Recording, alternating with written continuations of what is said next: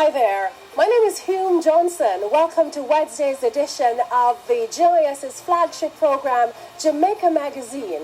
I was a former presenter and producer here at the GIS, and I'm back in my old role for a moment, joining in the celebration of GIS 50.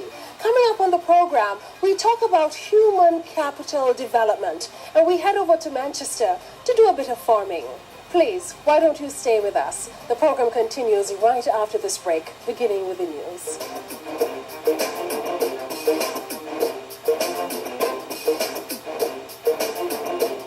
I fell in love with the Jamaica Information Service and all that it offered. It's the GIS at 50, an agency on a mission. I'm on the mission. A mission. Today is the day. In the past few weeks, we have introduced you to some of the top items on the government's agenda for this year. So far, you've heard of the government's plans to create jobs, save money, grow the economy, and improve the security and justice systems. Today, we explore another priority: human capital development. An effective education system, a strong healthcare sector, and a modern, responsive, and efficient public service. The building blocks of government's blueprint for human capital development. Strategic priority number 4 for fiscal year 2013-2014.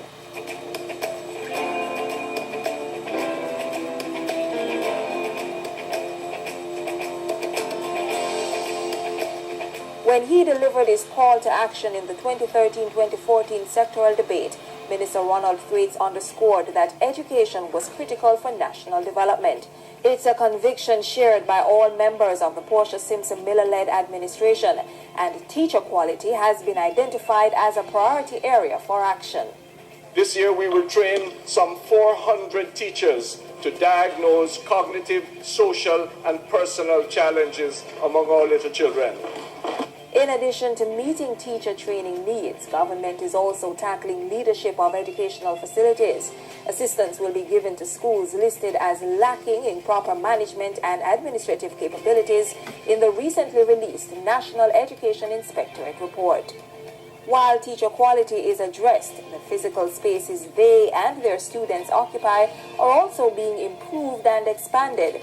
As part of that, infant departments will be added to 179 primary schools, and 50 early childhood institutions are being built on the Food for the Poor's Jamaica 50 initiative with the support of the Education Ministry.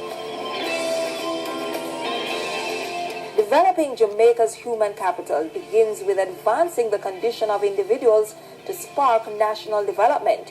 Universal literacy is therefore a strategic focus.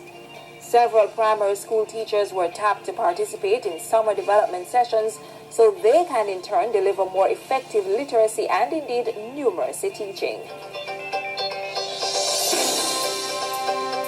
A healthy populace is another critical element of government's plan to develop Jamaica's human capital.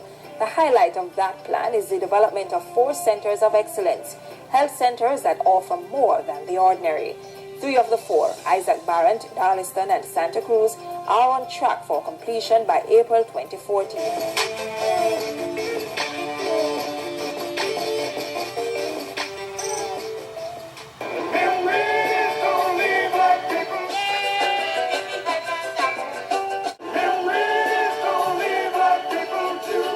Michael Manley's funeral, I never forget that. It was just such a powerful thing.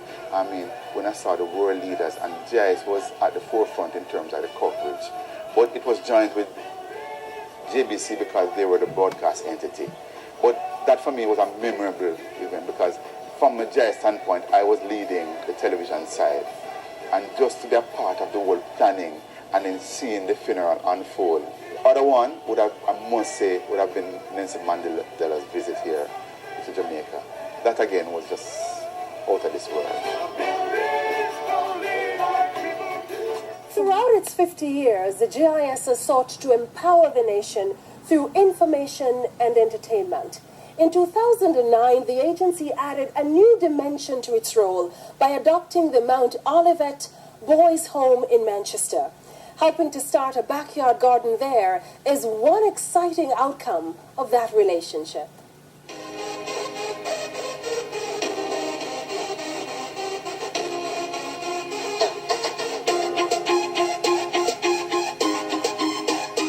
From the plains of Kingston to the hills of Manchester, two worlds are colliding.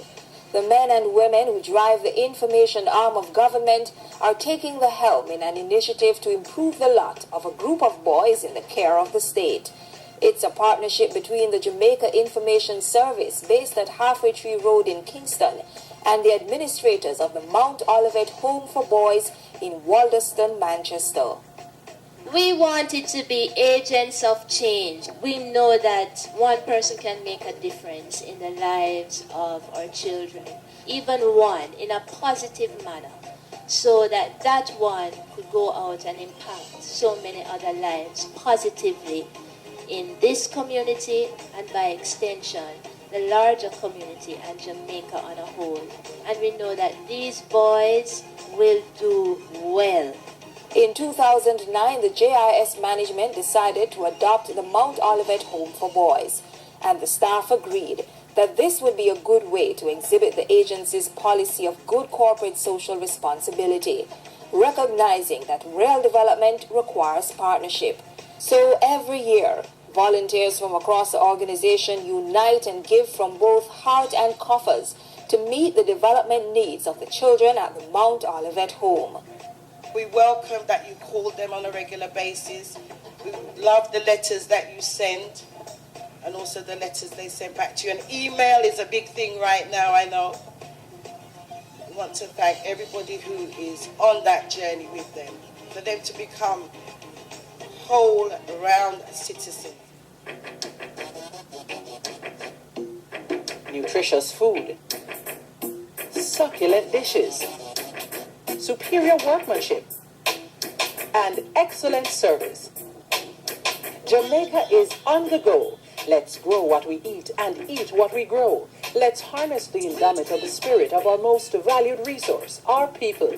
Let's support our local businesses. After all, buying Jamaica means building Jamaica.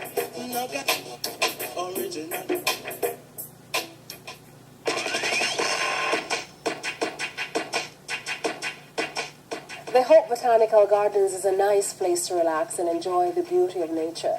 And it's just one of the many places of leisure across the island. What's your interest? History or culture? Adventure? Just relaxation or something else? As Jamaicans say, go around the corner, you're sure to find a spot that will meet that need. So when you're considering your vacation options, try not to leave Jamaica out of it. Visit these websites, www.jnht.com or jtbonline.org for more information on all the attractions right here on the Rock. After all, we have to support our local businesses if we want to make Jamaica that place of choice to live, to work, to raise families, and do business.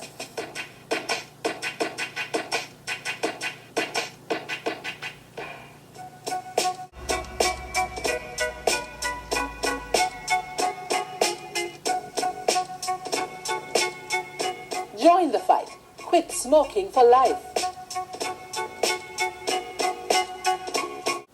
I have thoroughly enjoyed the journey on today's program. Remember these two websites, youtube.com/watchgis or gis.gov.jm. Log on to them to learn more about government's policies and programs to benefit you. You can also email us to Jamaica Magazine at gis.gov.jm or link us on Twitter at GIS News. Join us again tomorrow for another edition of Jamaica Magazine. I'm Hume Johnson. Good afternoon.